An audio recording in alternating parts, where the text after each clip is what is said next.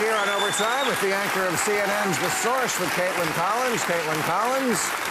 He's a Democratic strategist and host of the podcast Politics War Room, James Carville, and he's a Republican congressman from Texas who hosts the podcast Hold These Truths with Dan Crenshaw. Dan Crenshaw. Okay. All right, here's what people want to know. Dan, what explains why certain Republicans like Tucker Carlson have become so pro-Putin? Good question. What does explain that? Your buddy. Man, I don't know. Tucker hates my guts. I mean, I think we all know that. Well, that says a lot for you. Yeah, you guys. I don't know how to explain Tucker. I've never met Tucker.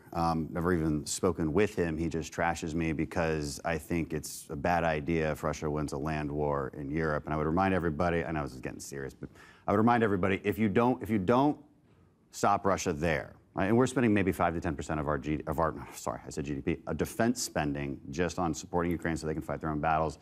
If you didn't do that, if you never gave them any Stingers, never gave them any Javelins, you'd have a Russian army that is fully intact and also very aware that we don't defend our friends, and they'd be on the border of former NATO countries. If you want to get closer to war, that's how you get closer to war. So what do I make of some random, his opinion who got fired from Fox News? I don't know. That opinion, which I agree with, is out of step with your own party. It's about half and half. I mean, really? You can see it in our votes, yeah. I mean, it's an ongoing discussion. And Trump, by the way, has never ran away from it. Trump has always said, first of all, he threatened Putin when he was in office. He said, "Look, we're going to bomb." With what, a kiss?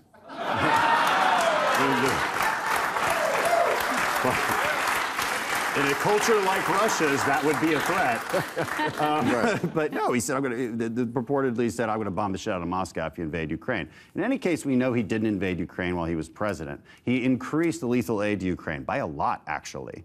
And he's never said he's backing away from Ukraine. What he has said is it should be a loan, we should have mining rights, Europeans should pay more, all things I think we all agree with. Okay. Except that whole impeachment thing. Which part? The ones that Democrats impeached him for? Withholding aid to Ukraine. Well, the thing that Biden did before that. Point. Yeah, I forgot about that. Yeah. Well, but that's diplomacy. And Biden did the exact. That's not diplomacy. Biden did the exact same thing, literally to the exact same country. No, he didn't. Yes, really? he did. What did he do? He was bragging about withholding aid unless they fired that the prosecutor. A corrupt prosecutor, right, exactly. which is what your party complains about. That's when diplomacy. aid to them. So American presidents have that power to say, no, we're going to withhold aid because we don't like what you're doing. If our State Department and I'm not bashing Biden for doing that either, by the way. But Trump was withholding aid because he wanted an investigation into Hunter within Biden. their powers as the president. Sorry, you know, you could misuse power.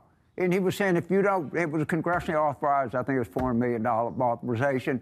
And he tells the guy, if you don't give me some dirt, I'm going to withhold it. I'm sorry. I don't know. That's not right. That's not right. Congress voted for that. It was the law. And I think the whole, I don't understand the whole Russia stuff in terms of Tucker. He's a friend of mine, did a show with him. He used to say that shit in the green room, and I thought he was joking and being provocative. It turned out he really believed it. It goes back that far? It was pretty... Could I explain Russia? The guys are pretty bad. What can I say? What's going on with Russia? Because we once did an editorial on it in this show. It's the last country that's all in on white. Did you watch the Olympics? Like every country in the world now is multiracial. Yeah. Not Russia. I think that's something that a part of the Republican Party just really likes about Russia. They are not for multiculturalism. They're not for No one I think wants there's more to white people in Sweden. I mean, I don't think Sweden that's a good... took in like a million... Norway. Like, I think they have the higher white population. Russia has like a whole Asian... Come on. I'm not... That's just not it. That is it. That's not it. I could read you the quotes. They love it. They're quotes about how like it's the last country in Europe that's going to be completely white. And anyway, we'll move on. There's some people who like Russia for unknown reasons. I just don't know how to explain. People like the ballet. Kaitlan, what is the most? They're great at ballet. They're very good. I mean, very good ballet. They're very good. They're very good at doping too. Even their drink is called a White Russian. There's a Black Russian too. Not in Russia. The only black in Russia was Brittany Griner.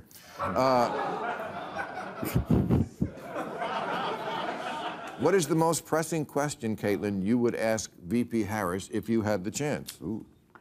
I have a lot of questions for her, but I do think I would ask about, where she stood when she was running as a candidate and for the 2020 Democratic primary and where she stands on a lot of issues now. She's criticized a lot by Republicans for reversing her positions. I think also, Donald Trump has reversed a lot of his positions from covering those. But I think I would be interested in her evolution and where her instincts are and, what she learned from governing with a moderate like President Biden. Okay. James, how much faith are you putting in polls that show Harris is ahead in key states and nationwide? So, let me say this. August is a great Democratic month. We hell on wheels come August, okay? You remember what George Steinbrenner said about Dave Winfield? He called him Mr. May. The idea is to be good in November. And I tell Democrats some caution here. First of all, most quants say we have to win by 3 in the popular vote to win the Electoral College. So when you see a poll that says we 2 up, well, that's actually you're 1 down if the poll is correct. Yeah, you'd lose. The other thing is Trump traditionally, when he's on the ballot, chronically underpolls, all right? And so they came back late in Wisconsin, Michigan, and Pennsylvania in 2020, and it showed Biden winning these states 7, 8 points. Underpolls meaning Trump's going to do better than the polling shows? I'm saying traditionally, he underpolls. Traditionally. Means he's going to do better in the election because people are too ashamed to tell a pollster they're going to vote for. I don't know, right. But I'm just saying traditionally, with Trump on the ballot, just telling the Democrats, they said, oh, James and Debbie down. Oh, what's he talking about? Well, I'm not just telling you, you got to win by 3. And I think we can get there. I think the debate on September 10th is going to be so consequential, and it's going to have an audience that we can't believe, because what does America love? A train wreck. And they had one on June the 27th, and they want another train wreck. I agree on that. Do you guys have that debate? It's ABC debate.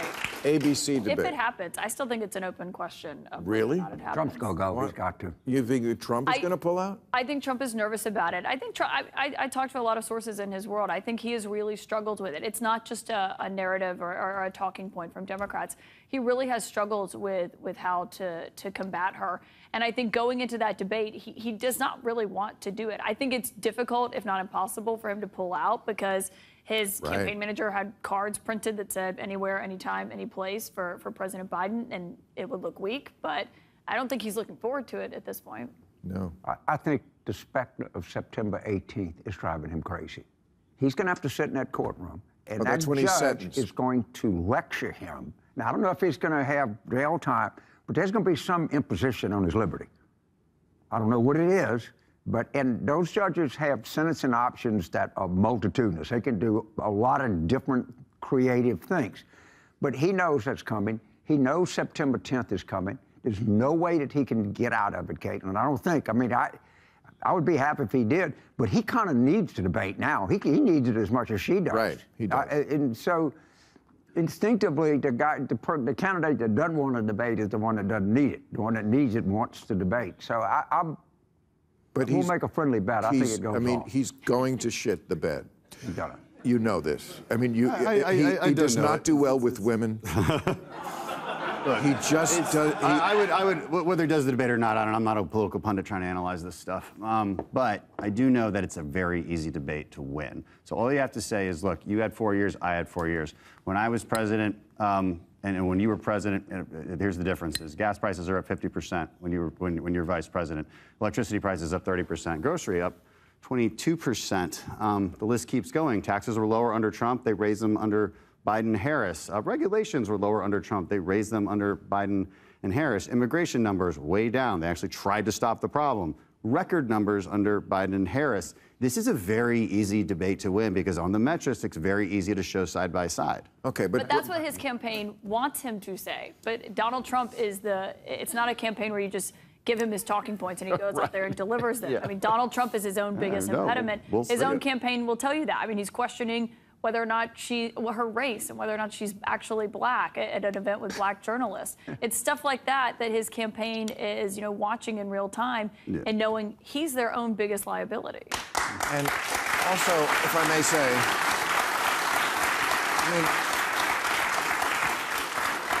you know, you're sure of yourself. You present these issues as if it's, you know, a slam dunk. Less regulations. Well, some regulations are good. Some are good, but 10 more doesn't Some are mean 10 bad. more Believe better. me, I live in California. I know. We have a lot. It's like, I oversee the EPA on my subcommittee. Like, one regulation can be good. Clean air, good. All of it, good. 10 more. No. And I have a lot of friends who are Republicans that kind of believe in lighter touch regulation, maybe a few less taxes, kind of slightly nationalistic. If I'm one of you, I want Trump to get beat bad. I mean, I'm talking about a 64-72 wipeout. You know what happened after Republicans got wiped out in 64? They won in 68. You know what happened after the Democrats got wiped out in 72? They won in 76. If Harris gets 280 electoral votes, your party is fucked. Because he's stuck with them the whole time. They're not going anywhere. You want a wipeout. So what I want most of all is for my daughter to grow up in a place where she can start her own business more easily, where she's not competing against men on a swimming team or in a wrestling match. That's what I want most of all. And so the Trump policies simply are better. You have less of the bad stuff, more of the good stuff, right? I don't know. How was it coined? I don't know how to break this to you. Like, what all the things that are supposed to be down are up, and all things supposed to be up or down. I know, 50 to 1. I know. I know. 50 to 1. I can run circles around you on the economics of this. Let's go back to 280 votes. Okay. What does Trump do if he loses this? Now, he lost the last election, right? Yeah, he lost the last election. Right. Okay, that's a very important thing. Somebody else is president. But he hasn't conceded losing that last election. My point to you, sir, is that gas prices and food prices go up and down. But this shit is forever. Okay. Don't take my word for Biden policies being responsible for inflation. You can just ask the Fed and their statements in 2022. That's not the question I'm asking. It was all on fiscal stimulus, which is the American Rescue Plan. But I'm saying that stuff, that's the normal stuff of politics and economics. 50%, it goes up and down. But not normal. But wait, but wouldn't you concede that not conceding elections is a much bigger, more existential issue, and that he's not going to concede this election? Can you imagine, can you tell me a scenario where he loses, maybe even by more, and he concedes the election? Can you imagine him saying, I've seen the results, and I'd like to congratulate Kamala Harris on running a good campaign? It's impossible to imagine. I don't have to imagine. I don't have to imagine any of it because I know the history of it, and the history of it is he moved out of the White House. There was a peaceful transition of power, and there was an inauguration on January 21st.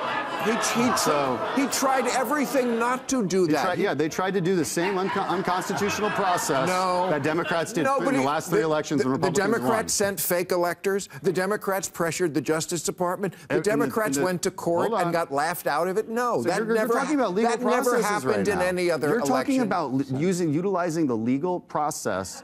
Now, I disagree with the fact that there should even be a process to decertify an election, but Democrats did it 3 times in the elections prior to that. Where was the hand-wringing then? Stacey Abrams has never said that she lost the governor's race in Georgia. And that's wrong. Nobody wrings their hands about it. That's wrong, and it's a false equivalency to sending fake electors. What do you mean fake electors? What fake electors? What's fake electors? 2 points. There's no fake electors. I want to make 2 points. Check Michael Bloomberg said there's zero evidence that the economy, the first 2 years of the Trump economy went in better than the last 2 years of the Obama economy. All right, period. The truth of the matter is, Trump inherited. What did you say? Trump inherited a good economy. Okay, Biden inherited a crappy economy. That's a fact. Okay, that's a fact. That's not a fact. So inheriting economy matters when you count jobs? A Democrat storming the Capitol and beating the shit out of a police officer, then I'm going to say something. I definitely saw them beating the shit out of a lot of police officers and burning down a lot of buildings in the riots of 2020. But on the inheriting a good economy, can we address that real quick? Because that's often a talking point, and it's completely false. By the time Biden took office, real GDP was back to pre-pandemic levels. In one of the quarters in the last year of Trump, 35% increase in GDP, then 5%, then 4%. You were well on your way to a recovered economy by the time Biden got to take office. That's where a lot of those job gains were coming from. And they were despite the fact that Democrat mayors and governors all over the country were destroying their own cities, destroying their own economies, keeping them locked down more than they needed to, just like here in LA, just like in California, just like what Tim Walz did in Minnesota. These things all happened. And so if you want to talk about inflation, what causes inflation? Lack of supply, too much demand. They injected a ton of demand, $2 trillion worth in American Rescue Plan, and then they screwed supply by screwing up and closing down factories and businesses. That creates a perfect storm. Republican policies are not responsible for any of that. Well, some of the economic conditions in the United States in December of 2020 compared to December of 2016. And I'm going to tell you what you're going to find. It was a lot better in December. There was a global pandemic. Again, you know, obviously. I try not to interrupt you because I have respect for you. You're Lieutenant Commander in the Navy. I'm sorry. But what happened was they assaulted the Capitol at the encouragement of him. They are celebrating this on 5 September of 2024. Right. And if a Democrat did something like that, I would go nuts. I'd want to haul off and slug them right in the face. I wouldn't do it. I did go nuts. Like, I hated it. That's what they do. They are honoring these criminals. And I wouldn't, you know, and so a Democrat in Minneapolis, I'm not for that at all.